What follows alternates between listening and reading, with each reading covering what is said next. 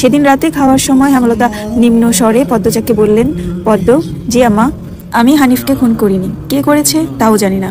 কথাটি শুনে পদ্মজা খুব চমকায়, কারণ তার মা মিথ্যে বলে না। তাহলে কারা খুন করলো? পদ্মজা প্রশ্ন করলো। তাহলে শেষ রাতে মামার কাছে কেন গিয়েছিলে আম্মা? হেমলতা জবাব দেননি, খাওয়া ছেড়ে উঠে যায়। পদ্মজার ভাবনার সুতো কাটলো কারো পায়ের আওয়াজ শুনে। ঘাড় ঘুরিয়ে মোর্শেদকে দেখলো। মোর্শেদ পদ্মজাকে ঘাটে বসে থাকতে দেখে কপাল কুচকালো। এই সিরি, যা হেন থেকে। পদ্মজার কান্না পায়, খুব খারাপ লাগে। নিঃশব্দে এক ফোঁটা জল গড়িয়ে পড়ে। তা আড়াল করে ব্যস্ত পায়ে বাড়ির ভেতর চলে যায়। কয়েক মাস পর পদ্মজার ম্যাট্রিক পরীক্ষা। 3 বোন বই নিয়ে সড়কে উঠলো। পদ্মজার কোমর অবধি ওড়না দিয়ে ঢাকা। পূর্ণা এক নাগারে বকবক করে যাচ্ছে। স্কুলে যাওয়া অবধি কথা বন্ধ হবে না। মাঝে মাঝে জোরে জোরে হাসছে। মেয়েটার হাসির রোগ আছে বোধহয়। একবার হাসি শুরু করলে আর থামে না। পদ্মজা বারবার বলছে, আম্মা রাস্তায় কথা বলতে আর হাসতে মানা করেছে, চুপ কর না। তবুও পূর্ণা হাসছে। বাড়ির বাইরে এসে সে মুক্ত পাখির মতো আচরণ করে। তাকে দেখে মনে হয় খাঁচা থেকে মুক্ত হয়েছে। পদ্ম, ওই পদ্ম, খাড়া। পদ্মজা ক্ষেতের দিকে তাকালো। লাবণ্য ক্ষেতের আইল ভেঙে দৌড়ে আসছে। লাবণ্য আর পদ্মজা এক শ্রেণীতে পড়ে। লাবণ্য কাছে এসে হাঁপাতে থাকলো। শান্ত হওয়ার পর 4 জন মিলে স্কুলের উদ্দেশ্যে হাঁটা শুরু করলো। বাংলা পড়া শিখে এসেছিস আজ? পদ্মর প্রশ্ন। আগ্রহ করে লাবণ্য বলল, আরে সেরি, বাড়ির শুদ্ধ ভাষায় কথা কইলে বাইরেও কইতে হইব নাকি? আমি আঞ্চলিক ভাষা পারি না।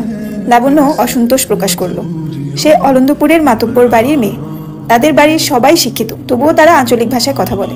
পরিবারের 2-3 জন সদস্য ছাড়া, আর পদ্মজার 14 গোষ্ঠী মূর্খ।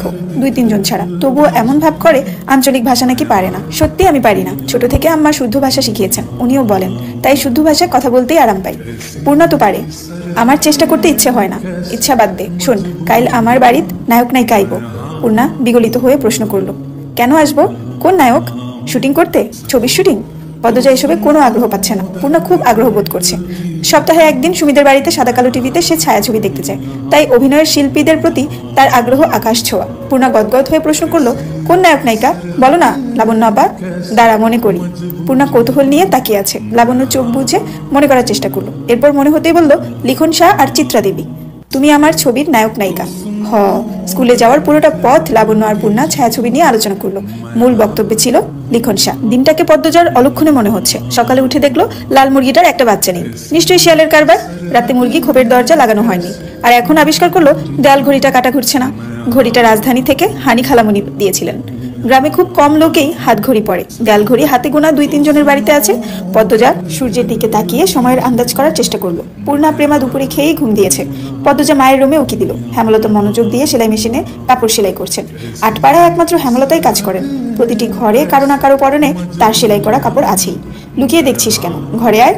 হেমলতার কথায় লজ্জা পেল পদ্মজা। না আম্মা, কাজ আছে। পানি দিয়ে যা। হেমলতা জগ বাড়িয়ে দেন। পদ্মজা জগ হাতে নিয়ে বলল, আম্মা, সদকা কোন মুরগিটা দেবো? হেমলতা গতকাল স্বপ্নে দেখেছেন বাড়িতে আগুন লেগেছে, তাই তিনি সদকা দিবেন বলে মনস্থির করেছেন। সকালেই পদ্মজাকে মনের কথা জানালেন। সাদা মোরগটা দিয়ে দিস। মুন্না কি আসছে? না, প্রতিদিন বিকেলবেলা তো পানি নিতে আসে, কিছুক্ষণ পরেই আসবে। হেমলতা আর কথা বাড়ালেন না। পদ্মজা কলপার থেকে পানি নিয়ে আসে। আসরের আজানের সাথে সাথে মুন্না আসলো। গ্রামে সচ্ছল পরিবার নেই বললেই চলে। হাতে গোনা কয়েকটা পরিবারের সচ্ছলতা আছে। হেমলতার পরিবারটা টিকে আছে হেমলতার তীক্ষ্ণ বুদ্ধি ও পরিশ্রমের জন্য। পুরো আটপাড়ায় টিউবওয়েল মাত্র 5টা। পদ্মজাদের টিউবওয়েল থেকে পানি নিতে প্রতিদিন অনেকেই আসে। তার মধ্যে নিয়মিত একজন মুন্না। 10 বছরের একটা ছেলে, মা নেই, বাবা পঙ্গু, সদরে বসে ভিক্ষা করে। পদ্মজা মোড়ক নিয়ে কলপারে এসে দেখে মুন্না নেই। একটু সামনে হেঁটে এসে ঘাটে মুন্নাকে দেখতে পেল। ডাকলো, মুন্না। মুন্না ফিরে তাকায়। পদ্মজার হাতে সাদা মোড়ক দেখে মুন্না খুব খুশি হয়। পদ্মজা না বললেও মুন্না বুঝে যায় ছটকা পাবে আজ। মুন্না এগিয়ে আসলো, দাঁত কেলিয়ে হাসলো। হাসিস কেন? নে মোড়ক, তোর আব্বাকে নিয়ে খাবি। মুন্না যে খুব খুশি হয় তা দেখেই বোঝা গেল। খুশিতে গদগদ হয়ে মোড়কটাকে জড়িয়ে ধরলো। পদ্মজার ঠোঁট দুটি নিজেদের শক্তিতে প্রশান্তির হাসিতে মেতে উঠল। কি সুন্দর মুন্নার হাসি। পদ্মজা বলল, খুব খুশি? দোয়া করবি আমরা যেন ভালো থাকি। করবাম আপা। আচার খাবি মুন্না? খাইবাম। পদ্মজা আবার হাসলো। মুন্না পেটুক, খাওয়ার কথা শুনলেই চোখ চকচক করে ওঠে। পদ্মজা আচার নিয়ে আসে, মুন্নার সাথে বসে আরাম করে খায়। মুন্না একটু একটু করে খেতে খেতে বলল, আপা তুমি খুব ভালা। তাই? বড় হইয়া তোমারে বিয়া করবাম আমি। পদ্মজা ভীষণ খেলো। দ্রুত এদিক ওদিক তাকিয়ে দেখলো কেউ শুনলো নাকি। বিয়ে তার কাছে খুব লজ্জাজনক শব্দ। বিয়ে নামটা শুনলেই লজ্জায় লাল টুকটুক হয়ে যায়। ফিসফিসিয়ে মুন্নাকে জিজ্ঞাসা করলো, বিয়ের কথা কোথায় শিখলি? আব্বা কইছে। আর বলবি না এসব, যা বাড়ির যা। পদ্মজা দড়িঘড়ি করে বাড়ির ভেতর চলে যায়। রান্নাঘরে ঢুকে দেখলো হেমলতা রান্নার প্রস্তুতি নিচ্ছেন। সন্ধ্যার পর বিদ্যুৎ থাকে না, হারিকেন জ্বালিয়ে রান্না করতে হয়। প্রতিদিন ঘরে একটা হারিকেন আর রান্নাঘরে একটা হারিকেন জ্বালানো অনেক খরচের ব্যাপার। তাই তিনি বিকেলের রাতের রান্না সেরে ফেলেন। আম্মা আমি রাঁধি? না লাগবে না, সাহায্য কর শুধু। পদ্মজা চোখ ঘুরিয়ে দেখলো কি কাজ করা যায়।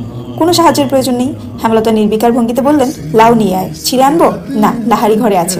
লাহারি ঘরে নাই। পদ্মজা মায়ের আদেশ পেয়ে যেন চাঁদ পেয়েছে এমন ভাব ধরে দ্রুত ছুটে যায় লাউ আনতে। লাউ, বরবটি, ঢ্যাঁড়স, কাঁকরোল, করলা, চিচিঙ্গা, পটল, ঝিঙ্গা ইত্যাদি ইত্যাদি সব রকমের সবজি মেলা বাড়ির পাশে ঘিরে। পদ্মজা সাবধানে ঘাসের উপর দিয়ে লাউ গাছের দিকে এগোয়। বর্ষাকাল হওয়াতে জোকের উপদ্রব বেড়েছে। জোকের ভয় অবশ্য তার নেই। হেমলতা পদ্মজার যাওয়ার পানে ঝিম মেরে ততক্ষণ তাকিয়ে থাকে। মেয়েটাকে দেখলে তার মনে হয় বিষণ্ণতা ভরে ওঠে। পদ্মজার চুল দেখলে মনে হয় এই সুন্দর ঘন কালো রেশমি চুল পদ্মজার এক একটা কালরাত। পদ্মজার ছিমছাম গরনে দুধে আলতা দেহের অবয়ব দেখলে মনে হয় এই দেহ পদ্মজার যন্ত্রণা, এই দেহ ধ্বংস হবে।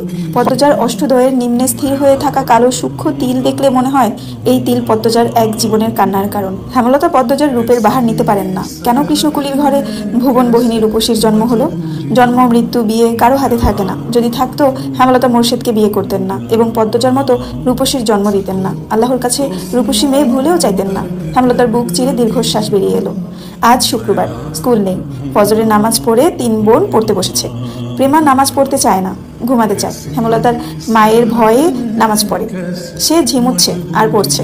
তা দেখে পদ্মজা আর পূর্ণা ঠোঁট টিপে হাসে। হেমলতা বিরক্ত হন। প্রেমা তো পড়া হচ্ছেই না, সেই সাথে পদ্মজা পূর্ণার মনোযোগও নষ্ট হচ্ছে। তিনি কর্কশ কণ্ঠে ধমকে উঠলেন, প্রেমা ঘুমাচ্ছিস কেন? ঠিক হয়ে পড়।